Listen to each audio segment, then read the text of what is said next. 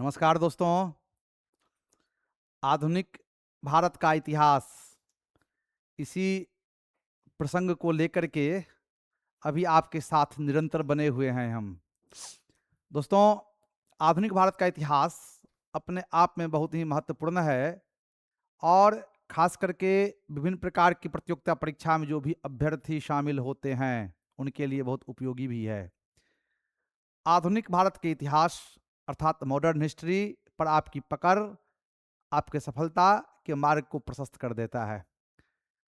अब तक हम इस कड़ी में जो चर्चा कर चुके हैं, खास तौर पर उत्तर मुगल कालीन बादशाह और क्षेत्रीय राज्यों का उदय और विकास में मराठा के विषय में हम बात किए थे।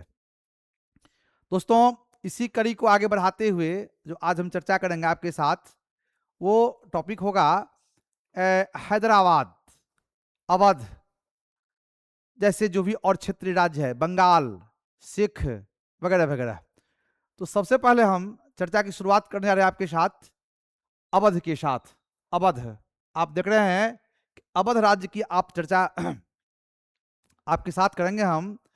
और दोस्तों, अवध राज्य का बड़ा महत्व है, इसलिए कि अवध अपने आप में बड़ा ही महत्वपूर्ण ये राज्य है।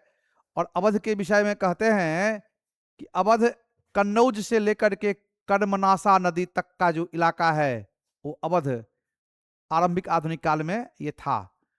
दोस्तों, यहां इस बात को समझने की आवश्यकता है कि खास तौर पर आधुनिक भारत के जो आरंभिक काल है, अवध को बफर स्टेट कहते थे, मध्यवर्ती राज्य। और इसलिए कहते थे क्योंकि वह अंग्रेजी साम्राज्य और मराठों के बीच स्थित था। तो विस्तार से चर्चा हम करेंगे।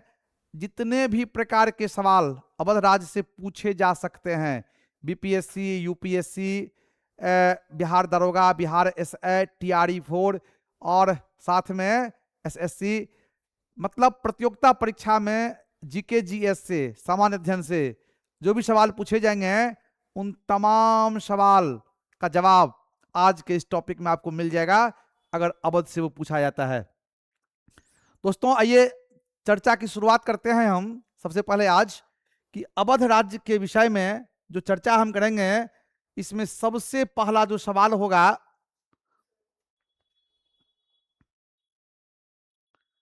सबसे पहला प्रश्न ये है कि प्रश्न है कि अवध में स्वतंत्र राज्य की स्थापना सआदत खां ने किया, इसका अन्य नाम क्या है। दोस्तों, प्रश्न यह है कि अवध में स्वतंत्र राज्य की स्थापना जो किया, उनका नाम था सआदत खां। और सआदत खां को हम लोग और भी एक महत्वपूर्ण नाम से जानते थे, वो नाम क्या है? तो ऑप्शन ए में है निजाम उल मुल्क, ऑप्शन बी में है बुरहान उल मुल्क, सी में है अब्दुल्ला खां और डी में है खुर्शीद खां। इसका सही उत्तर होगा दोस्तों, सआदत खां का मूल नाम था निजाम उल मुल्क, यानी कि ए उत्तर इसका सही होगा। क्योंकि बुरहान उल मुल्क जो, थोड़ा सा मिस्टेक हो गया, कि इसका सही उत्तर होगा बुरहान उल मुल्क, यानी कि बी, बुरहान उल मुल्क। क्योंकि निजाम उल मुल्क जो है ये हैदराबाद राज्य के संस्थापक चिनकिलीज खां का नाम था निजाम उल मुल्क, और अवध राज्य के संस्थापक सआदत खां का नाम था बुरहान उल मुल्क। और जहां तक अब्दुल्ला खां का सवाल है, तो अब्दुल्ला खां आप देखेंगे कि सैयद बंधु ग्रुप के एक मेंबर थे। और इसी प्रकार खुर्शीद खां मध्यकालीन भारतीय इतिहास में मुगल प्रशासन से जुड़ा हुआ है। दोस्तों, अगला सवाल हम देखेंगे वह है कि अवध में स्वतंत्र राज्य की स्थापना के समय मुगल बादशाह कौन था? मुगल बादशाह, प्रश्न फिर से सुन लें कि अवध में जब स्वतंत्र राज्य की स्थापना बुरहान उल मुल्क अर्थात सआदत खां ने किया, उस समय मुगल बादशाह कौन थे?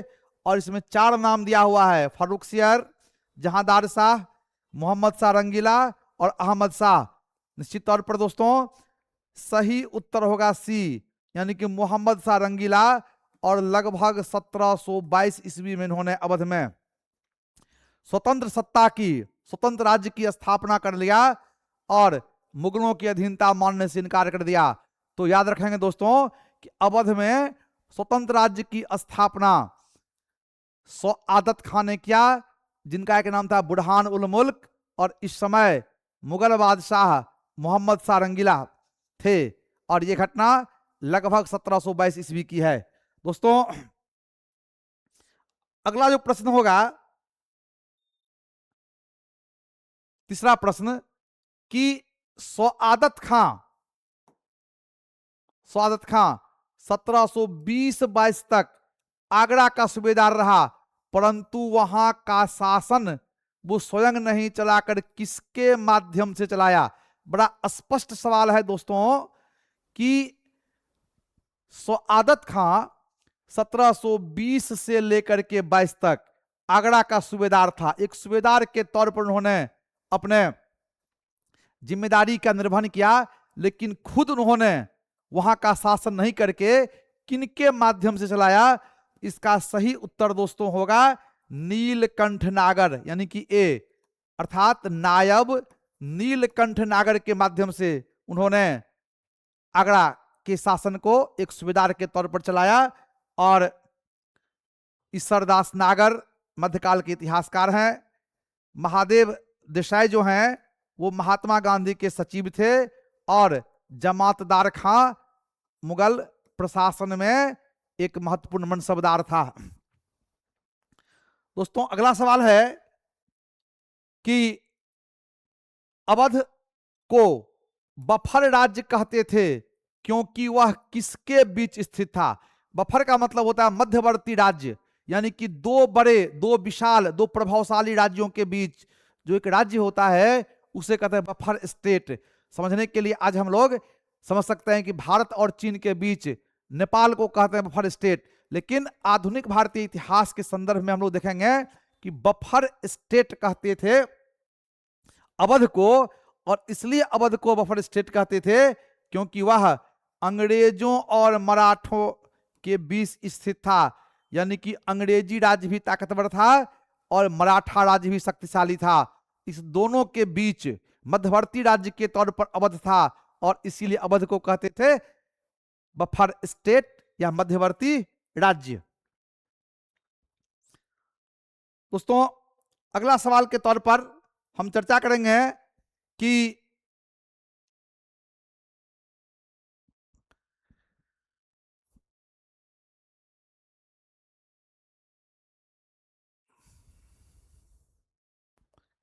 इन प्रश्नों का जो क्रम है, जो सिलसिला प्रश्न का है, और इसी सिलसिला के तहत जो चर्चा हम करेंगे वो मुख्य तौर पर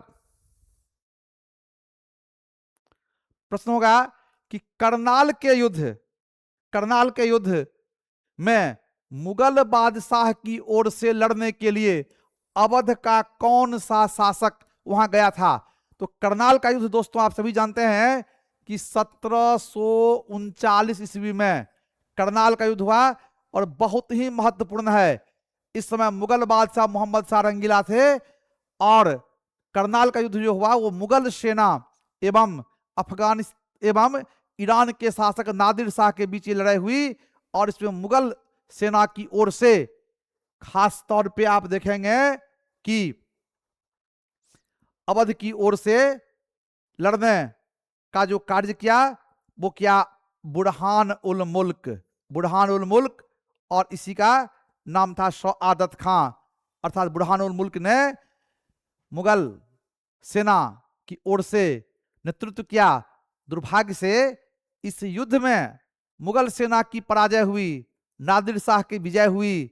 और आप सभी जानते हैं दोस्तों कि यही बुरहान उल मुल्क ने नादिर शाह को दिल्ली पे आक्रमण करने के लिए आमंत्रित किया, और ये उन्होंने उन्हें प्रलोभन दिया कि अगर वे दिल्ली का विजय करेंगे तो 20 करोड़ से ज्यादा की संपत्ति उन्हें हासिल होगी, लेकिन उन्हें ऐसा हो नहीं सका। तो आप यहां पर ये जाने कि करनाल के युद्ध में अवध की ओर से मुगलों की तरफ से लड़ने के लिए बुरहान उल मुल्क गया हुआ था।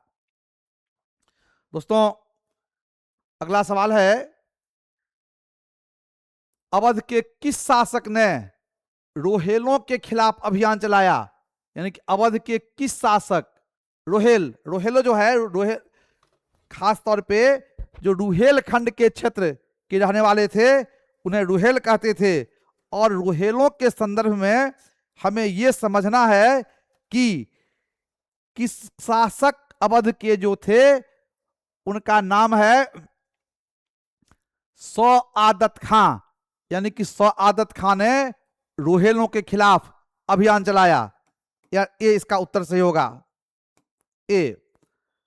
अगला प्रश्न है दोस्तों,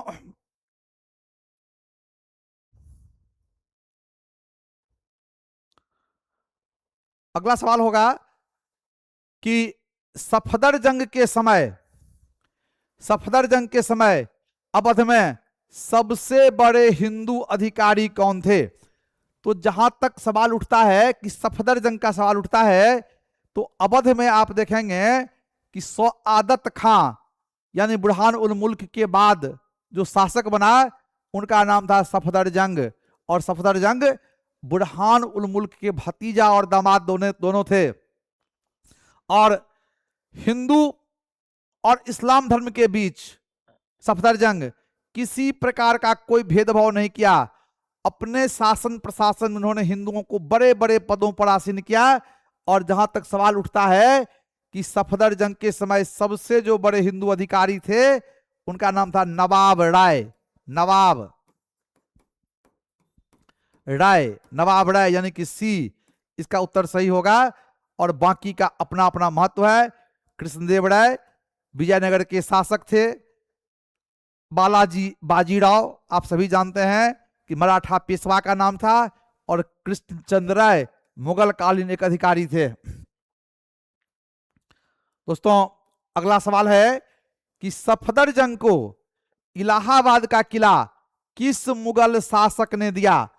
तो सफदर जंग का जहां तक सवाल है, तो सफदर जंग हम पहले भी बताए कि सआदत खां के बाद सफदर जंग के शासन की शुरुआत होती है। और सफदर जंग को इलाहाबाद अपने आप में बड़ा महत्वपूर्ण ये क्षेत्र था, किला था।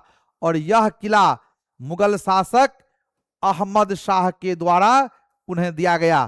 कहते हैं कि मोहम्मद शाह रंगीला के बाद अहमद शाह बना अवध का नवाब।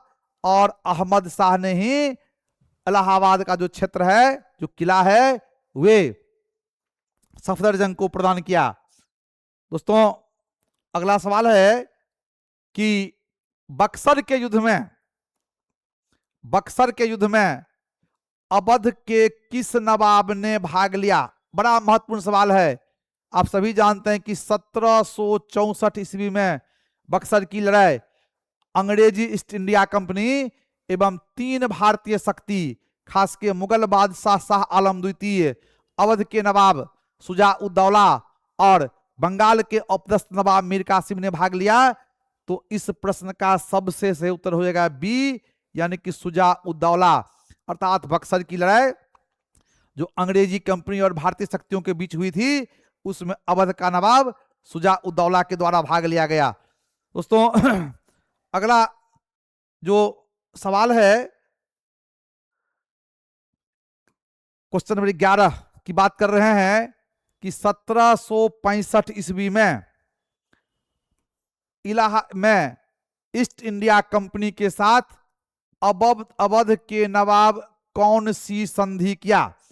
तो 1765 ईस्वी का जो वर्ष है भारतीय इतिहास के लिए निर्णायक काल है। ये बहुत ही बड़ा निर्णय इस वर्ष होता है। और कहते हैं कि 1764 ईस्वी में बक्सर की लड़ाई, और बक्सर की लड़ाई के बाद अंग्रेजी ईस्ट इंडिया कंपनी ने अवध के नवाब और मुगल बादशाह को संधि करने के लिए बाध्य किया। और यह संधि जो है वो खास करके इलाहाबाद की संधि है। और इलाहाबाद की संधि के तहत यह बात समझने की है कि अवध के नवाब शुजा-उद-दौला ने इलाहाबाद एवं कड़ा, इलाहाबाद एवं कड़ा का जो क्षेत्र है वो मुगल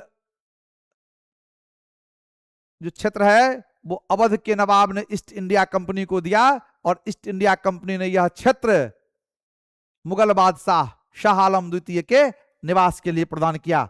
इसका उत्तर बी हो जाएगा। दोस्तों अगला सवाल है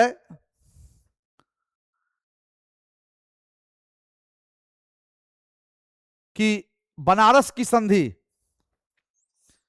बनारस की संधि 1773 ईस्वी में अवध के नवाब शुजा उद दौला एवं किस ब्रिटिश गवर्नर के बीच हुई? आप देखेंगे कि भारतीय इतिहास की विडंबना कहें कि बक्सर की लड़ाई और इलाहाबाद की संधि के बाद धीरे धीरे अंग्रेजों ने अवध के ऊपर अपना नियंत्रण स्थापित करना शुरू कर दिया और कहते हैं कि इलाहाबाद की संधि के माध्यम से उन्होंने कड़ा और इलाहाबाद का क्षेत्र अवध के नवाब से ले लिया। और जहां तक सवाल उठता है कि बनारस की संधि के तहत बनारस और इसके साथ साथ और भी कई क्षेत्र अंग्रेज ईस्ट इंडिया कंपनी ने हासिल कर लिया अवध के नवाब किसे, और इस समय Warren Hastings, Warren Hastings governor के रूप में था, जो बंगाल का गवर्नर, और ब्रिटिश सत्ता के विस्तार में वारेन हेस्टिंग्स की बहुत बड़ी भूमिका रही थी। दोस्तों अगला सवाल है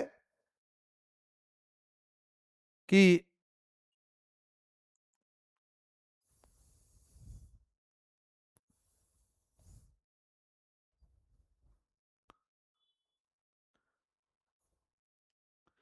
कि शुजा उद दौला के बदले, यहां थोड़ा सा मिस्टेक हो गया, इसको ठीक करना है कि फैजाबाद, यहां ध्यान रखा जाएगा, फैजाबाद, फैजाबाद, फैजाबाद के बदले लखनऊ को राजधानी किसने बनाया? तो यहां पर ये समझें कि जब अवध साम्राज्य की स्थापना हुई थी तो सबसे पहले फैजाबाद को अपनी राजधानी बनाई गई थी, और आने वाले समय में फैजाबाद के बदले लखनऊ को अपना राजधानी जिन्होंने बनाया उन अवध के नवाब का नाम था आसफ उद दौला, यानी कि आसफ उद दौला के द्वारा आप देखेंगे कि फैजाबाद के बदले लखनऊ को अवध साम्राज्य की राजधानी बनाई गई। दोस्तों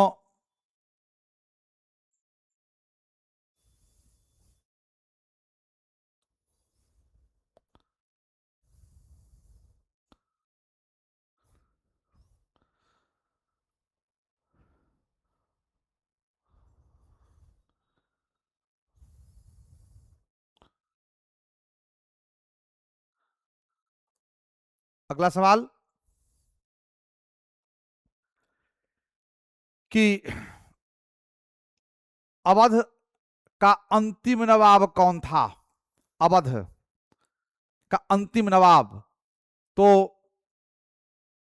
अवध राज्य की स्थापना सआदत खां अर्थात बुरहान उल मुल्क के द्वारा किया गया, और इस राज्य के जो अंतिम शासक थे उनका नाम था बाजिद अली शाह, यानी कि ए वाजिद अली शाह। और बाजिद अली शाह के विषय में कहते हैं इसे अंग्रेजी ईस्ट इंडिया कंपनी ने अपदस्थ कर दिया और पूरे अवध को उन्होंने अंग्रेजी ईस्ट इंडिया कंपनी में शामिल कर लिया। दोस्तों अगला सवाल है कि अवध के नवाब बाजिद अली शाह की 1856 ईस्वी में पदच्युत, वाजिद अली शाह को 1856 ईस्वी में, यहां थोड़ा सा हम प्रश्न जो है उसे चेंज करेंगे और प्रश्न का यहां पर ये नाम हो जाएगा कि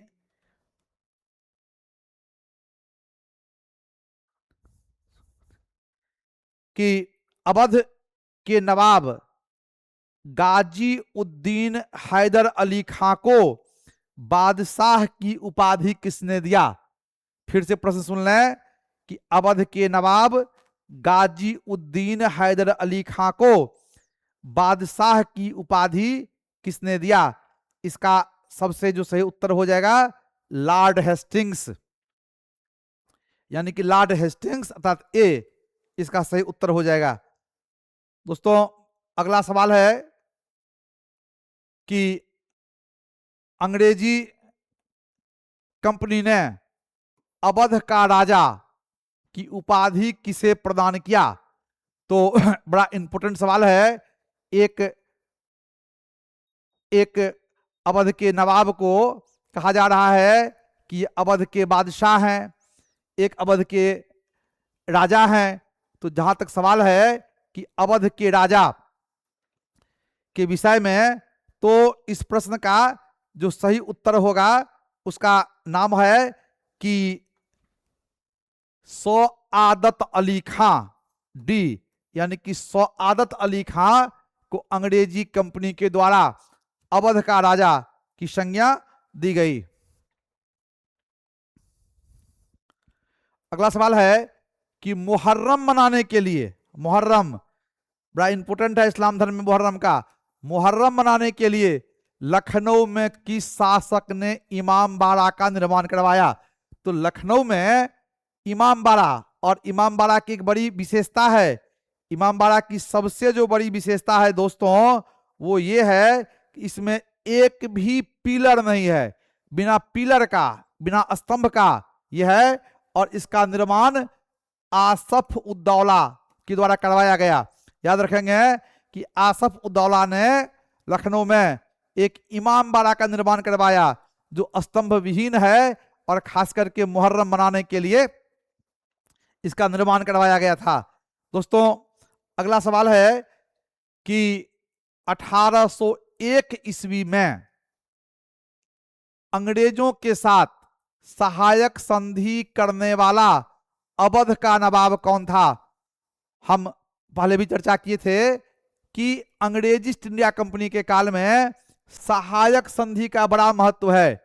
इसलिए बड़ा महत्व है कि सहायक संधि की शुरुआत सबसे पहले जिस अंग्रेजी ईस्ट इंडिया कंपनी के गवर्नर के द्वारा किया गया उसका नाम था वेलेजली, लॉर्ड वेलेजली ने इसकी शुरुआत किया, और लॉर्ड वेलेजली के काल में ही 1801 ईस्वी में अवध के नवाब सआदत अली खां, सआदत अली खां ए इसका उत्तर होगा कि उन्होंने सहायक संधि अंग्रेजी ईस्ट इंडिया कंपनी के साथ किया।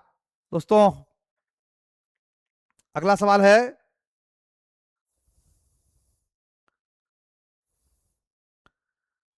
है कि किस रेजिडेंट की रिपोर्ट पर डलहौजी ने अवध का विलय अंग्रेजी ईस्ट इंडिया कंपनी के अधीन किया? बड़ा इंपॉर्टेंट सवाल है ये, कि पहले भी हम बताए हैं कि अंतिम अवध के नवाब वाजिद अली शाह थे, और इन्हीं के शासनकाल में अवध का विलय अंग्रेजी ईस्ट इंडिया कंपनी के शासन का अधीन कर लिया गया, और यह एक ब्रिटिश रेजिडेंट के रिपोर्ट के आधार पर हुई जिसका नाम था आउट्रम, यानी कि आउट्रम के रिपोर्ट के आधार पर लॉर्ड डलहौजी ने अवध का विलय अंग्रेजी ईस्ट इंडिया कंपनी शासन के अधीन कर लिया। दोस्तों अगला सवाल जो चर्चा हम करेंगे उसका नाम है कि अवध का विलय ईस्ट इंडिया कंपनी ने किस वर्ष किया? यानी कि अवध का जो विलय हुआ उसका साल कौन सा है, उसका वर्ष कौन सा है? इसका सही उत्तर होगा 1856 ईस्वी में अवध का विलय अंग्रेज ईस्ट इंडिया कंपनी के अधीन किया गया। अगला सवाल की चर्चा करें दोस्तों आपके साथ हम, और अगला सवाल है कि अवध का विलय कंपनी किस आधार पर किया?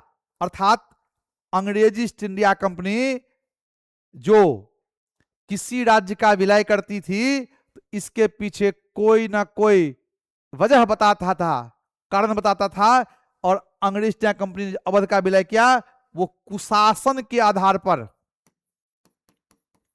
कुशासन कुशासन के आधार पर, और अराजकता दिया हुआ है, बस वो सही कर सकते हैं कि बी उत्तर होगा। कुशासन के आधार पर 1856 ईस्वी में अवध का विलय अंग्रेजी ईस्ट इंडिया कंपनी के अधीन किया गया। दोस्तों अगला सवाल की चर्चा हम करें, और जो प्रश्न होगा अगला, अवध का विलय कंपनी के प्रति शासन किस आधार पर किया गया? तो अभी चर्चा की हम कुशासन, प्रश्न रिपीट हो चुका है, कुशासन के आधार पर। और फिर अगला सवाल हम करेंगे आपके साथ, जिसका नाम होगा अवध के अंतिम नवाब बाजिद अली शाह को नजरबंद करके कहां रखा गया? तो आप ये समझें कि 1856 ईस्वी में लॉर्ड डलहौजी ने अवध के अंतिम नवाब बाजिद अली शाह को अवध से निर्वासित कर दिया और उन्हें नजरबंद करके कलकत्ता में रखा गया, यानी कि सी इसका उत्तर होगा, कलकत्ता में वाजिद अली शाह को रखा गया। और वाजिद अली शाह की जो और बाकी बची हुई जिंदगी थी वो कलकत्ता में ही बीता। दोस्तों अगला सवाल है कि 1857 ईस्वी के विद्रोह में अवध की ओर से किसने भाग लिया तथा विद्रोह का नेतृत्व किया? यह इस बात को समझें कि 1856 ईस्वी में जब कुशासन के आधार पर लॉर्ड डलहौजी ने अवध का विलय अंग्रेज ईस्ट इंडिया कंपनी के अधीन कर लिया, इसका सबसे ज्यादा विरोध वाजिद अली शाह की पत्नी बेगम हजरत महल, जो बेगम थी अवध की, उन्होंने सबसे ज्यादा विरोध किया और उन्होंने अपने पुत्र बिरजिस कादिर को अवध का नवाब घोषित करते हुए उनके गद्दी पर बैठाने के लिए 1857 ईस्वी के महान विद्रोह में भाग लिया। लखनऊ और अवध के क्षेत्र में उन्होंने अपना नेतृत्व दे करके ब्रिटिश राज को नाकों तले चना दबाने के लिए बाध्य कर दिया। दोस्तों अगला सवाल है कि बेगम हजरत महल की मृत्यु कहां हुई? तो यहां इस बात को आप समझें कि बेगम हजरत महल 1857 ईस्वी के विद्रोह में भाग लिया और भाग लेने के उपरांत उन्होंने इस विद्रोह में सफलता तो हासिल नहीं कर सकी और इसीलिए उन्हें भागकर नेपाल जाना पड़ा और अपने जीवन का बचा हुआ समय नेपाल में बिताई और नेपाल के काठमांडू, यानी नेपाल अर्थात काठमांडू में उनका निधन हुआ। और इसी के साथ अवध से जुड़ी हुई जो भी महत्वपूर्ण सवाल था वो आपके साथ हम चर्चा किए और निश्चित तौर पर ये तमाम सवाल जो है आपके लिए बहुत ही उपयोगी होगा। तो दोस्तों निश्चित तौर पर आपसे उम्मीद की जाती है कि अवध से जुड़ा हुआ जो भी सवाल है उन तमाम सवालों का आप बहुत ही गहराई से अध्ययन करें, क्योंकि आने वाले तमाम परीक्षाओं में अवध से जुड़ी हुई जो भी सवाल पूछे जाएंगे वो इसी लगभग 25 सवाल की जो चर्चा हम किए, इसी 25 सवाल से कोई ना कोई सवाल होगा, क्योंकि हमने ये कोशिश की है कि अवध से जुड़ी हुई जो भी प्रश्न है वो लगभग हम इसमें समेटने का हमने कोशिश की। तो दोस्तों निश्चित तौर पर आप पूरे वीडियो को बहुत ही ध्यान से देखें। हमारा यूट्यूब चैनल संकल्प सिविल सर्विसेज को आप सब्सक्राइब करें, अपने दोस्तों को बताएं और जहां तक संभव हो सके इसे लाइक करें, इसे शेयर करें। संकल्प आपका है, आप संकल्पित हैं, हम आपके लिए हैं। वर्षों से 30 बरस से संकल्प की सेवा बिहार और भारत के छात्र छात्राओं को मिल रही है, मिलता रहेगा। हमारा एक ही मकसद है, हमारा एक ही संकल्प है कि दुनिया भले राह भटकाए लेकिन संकल्प एक ही होता है, आपको मार्ग दिखाने के लिए। तो निश्चित तौर पर संकल्प सिविल सर्विसेज जो बाजार समिति बहादुरपुर थाना के सामने स्थित है, इसमें बीपीएससी, यूपीएससी, बिहार दरोगा, Bihar SI, TRE 4, GK GS से जुड़ा हुआ तमाम प्रकार का क्लास यहां चल रहा है। आप यहां नामांकन लें, आप यहां अध्ययन करें, यहां टेस्ट सीरीज चलता है, टेस्ट सीरीज में भाग लें, और साथ ही बिहार के जितने बड़े बड़े अनुभवी शिक्षक हैं उनका मार्गदर्शन आपको संकल्प में मिलेगा, वो हासिल करें और आप सफल हो निश्चित तौर पर। परीक्षा हेतु जो भी परीक्षाएं हो रही है जिसमें आप शामिल हो रहे हैं, आपको शुभकामना। धन्यवाद, नमस्कार।